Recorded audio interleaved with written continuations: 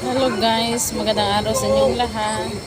Ito na naman guys, nagtitinda na naman tayo. Hanap buhay na lang tayo araw-araw. Kaya kung hindi tayo magsipag, wala tayong mabibiling bigas. O, diba?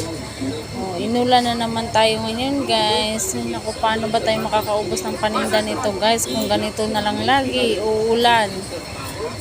O, diba? Paano ba tayo makabili ng gusto nating bilhin guys? Paano ba tayo makakabinta nito kung inuulan lang tayo palagi? Diba?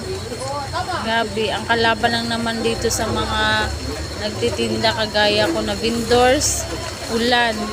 Ang hirap pagkalaban ng ulan guys, walang namimili. Ang hirap talaga. Ang hirap talaga makabenta guys kasi ulan, nagtatago lahat ng mga tao. Kagaya niyan, walang benta guys. Kawawa yung mga paninda namin dito guys pag ulan. Ulan lang talaga ang kalaban namin dito. Kaya wala kaming maibenta pag umuulan. Hello guys, maulan na araw. Inulan tuloy kami ngayon guys. So, diba? Walang lumalapit na buyer sa amin ngayon guys kasi ulan.